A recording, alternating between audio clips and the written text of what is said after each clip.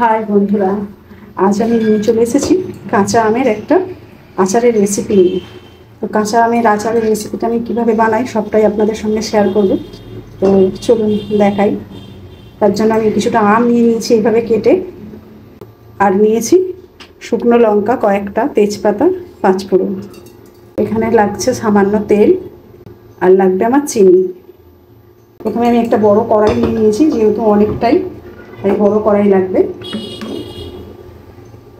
কড়াইয়ে আমি বেশ কিছুটা পরিমাণে সর্ষের তেল দিয়ে দেবো, দিয়ে এগুলো সব কড়াইয়ে দিয়ে দেবো।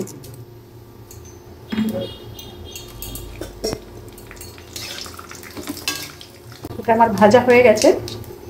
এর মধ্যে আমি আমের টুকরোগুলো দিয়ে দেবো। নুন আমার আগেই আমে মাখানো আছে, তাই নুন আমি বেশি দেবো না। এতে যদিও নুন বেশি লাগবে না, তো আমি আমটা কাটার সময় নুন মাখিয়ে নিয়েছিলাম। সামান্য একটু হলুদ গুঁড়ো লাগবে, তো দিয়ে দিলাম হলুদ গুঁড়ো। আমটা আমি ভালো করে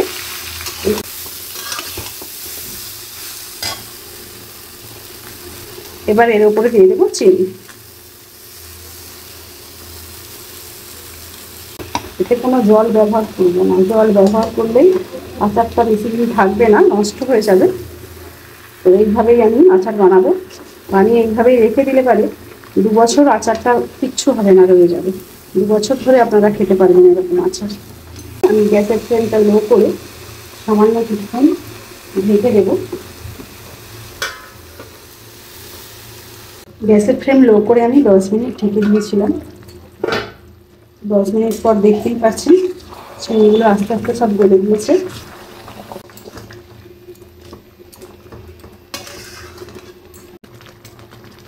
দেখতেই পাচ্ছেন পুরো চিনিটা গলে গেছে।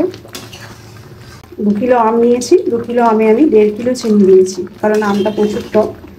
আম হিসেবে চিনি লাগবে, কারণ আম যদি টক হয় চিনি একটু বেশি লাগবে, আর আম যদি একটু মিষ্টি মিষ্টি ভাব থাকে তাহলে চিনি একটু কম লাগবে। দেখুন কি সুন্দর কালার এসেছে। তো আমার রেডি টক মিষ্টি কাঁচা আমের আচার। তো অবশ্যই একবার বাড়িতে বানাবেন এইভাবে। এটা ঠান্ডা হয়ে যাবে। এবারে ঠান্ডা হয়ে গেলে আমি একটা জারে স্টোর করে নেব।